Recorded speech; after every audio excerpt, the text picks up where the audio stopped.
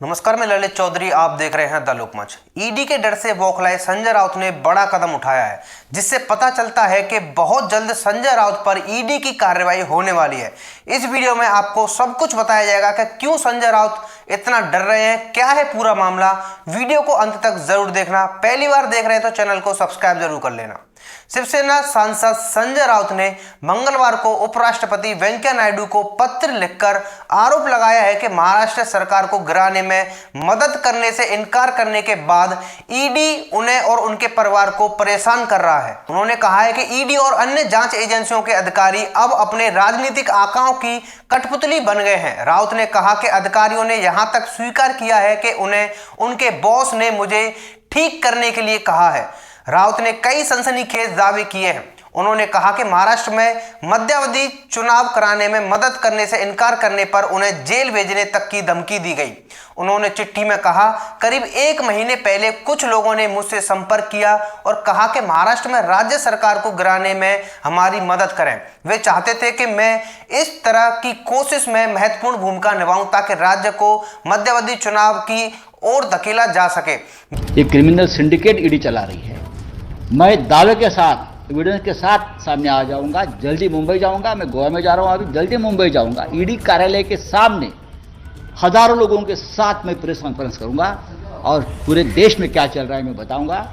Emergency के बारे में कल प्रधानमंत्री रो रहे थे, आक्रोश कर रहे थे, इसीलिए मैंने वेंकैया जी को लेटर लिखा है। मैंने ऐसे किसी भी गुप्त एजेंटे में पार्टी बनने से इनकार कर दिया जिस पर मुझे चेतावनी दी गई कि मेरे इनकार से मुझे बहुत भारी कीमत चुकानी पड़ सकती है। मुझे यहां तक बताया गया कि मेरे आगे आने वाले दिन एक पूर्व केंद्रीय रेल मंत्री की तरह हो सकते हैं जिन्होंने कई साल सलाखों के पीछे गुजारे हैं।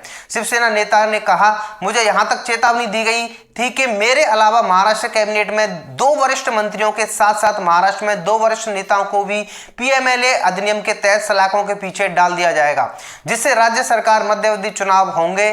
संजय राउत ने कहा कि अलीबाग में उनके परिवार के पास करीब 1 एकड़ जमीन है जिसे लगभग 17 साल पहले खरीदा गया था, लेकिन जिन लोगों ने जमीन बेची उन्हें और उनके परिवार के सदस्यों को ईडी और अन्य एजेंसियों द्वारा मेरे खिलाफ बयान देने के लिए धमकी दी जा रही है।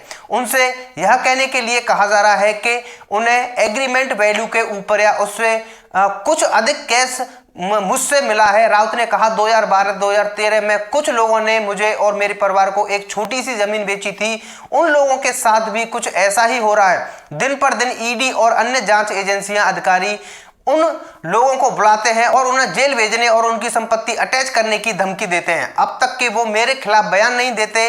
सभी संपत्ति पब्लिक डोमेन में है और राज्यसभा के लिए मेरे नामांकन पत्रों के साथ फाइल किए गए हलफनामों में इनका जिक्र है। इतने सालों में मुझसे कोई सवाल नहीं पूछा गया। हालांकि अचानक ईडी और अन्य एजेंसियों के लिए यह एक चिंता का मुद्दा बन गया है। लगभग 20 साल पहले खरीदी गई संपत्तियों के संबंध में जांच करने का काम ईडी और अन्य एजेंसियों के पास नहीं है। राउत ने दावा किया कि जांच एजेंसियों द्वारा अब तक 28 लोगों को गलत तरीके से उठाया गया है। साथ ही मेरे खिलाफ बयान नहीं देने पर गंभीर नतीजे भुगतने की धमकी दी जा रही है। 2003 में बने मनी लॉन्ड्रिंग एक्ट की ओर इशारा करते हुए उन्होंने आरोप लगाया कि ईडी और अन्य जांच एजेंसियां, जो कि केंद्र की जांच एजेंसियां बताई गई हैं, इसका उपयोग करके भाजपा के राजनीतिक प्रतिद्वंदियों को धमका रही है और परेशान कर रही है। संजय राउत ने ये जो लेटर लिखा है उपराष्ट्रपति वेंकैया नायडू को, उसमें जो संजय राउत ने अपना दुखड़ा रोया है, कहीं ना कहीं इस ओर इशारा करता है कि ईडी बहुत जल्द अब संजय राउत के घर तक पहुंचने वाली है और जो 28 लोगों की गिरफ्तारी हुई है जिनका संबंध संजय राउत से बताया जा रहा है, कहीं ना कहीं से लिंक जो निकल कर आ रहे हैं, उस लिंक के जरिए अब संजय राउत को डर है कि कहीं वो लोग अब उन्होंने जो बयान दे दिया अगर संजय राउत के खिलाफ, तो संजय राउत का असल कहीं वैसा ही ना हो जाए जैसा अनिल देशमुख का हुआ है। जैसा कि उन्होंने जिक्र किया है कि जांच एजेंसियां लगातार नेताओं को उठा रही हैं, मंत्रियों को उठा रही हैं। तो संजय राउत का ये डर वाकई में जो है ईडी को लेकर है या फिर अपनी गिरफ्तारी को लेकर है, क्योंकि संजय राउत को इतना तो जरूर पता है कि अगर वो इसमें सहयोग नहीं करेंगे, और उन्होंने जो एक बात लिखी है सत्यमेव जयते, वो बहुत खतरनाक मुझे यहां पर मामला लग रहा है, क्योंकि वही सेम शब्द अनिल देशमुख ने भी लिखा था। जब अनिल देशमुख के ऊपर आरोप लगे थे, उन्होंने अपने ट्विटर हैंडल से लिखा था सत्यमेव जयते। लेकिन हुआ क्या, आखिरकार अनिल देशमुख भी जेल की हवा खा रहे हैं और अनिल देशमुख ने खुद अपने मुंह से ही अपने कबूलनामे कर लिए हैं। तो कहीं संजय राउत के साथ में भी वही वैसा ही ना हो जाए, सत्यमेव जयते कहते कहते संजय राउत सलाखों के पीछे पहुंच जाएं। बहरहाल देखना होगा कि इस पर उपराष्ट्रपति की ओर से क्या रिप्लाई आता है, लेकिन इतना जरूर है कि अब महाराष्ट्र सरकार में डर का माहौल जारी है। आप लोगों का क्या कहना है इस बार में, आप लोग कमेंट करके जरूर बता सकते हैं। इस बार में जैसे कोई अपडेट आएगी आपको बता दिया है कि चैनल को सब्सक्राइब जरूर कर लेना। धन्यवाद।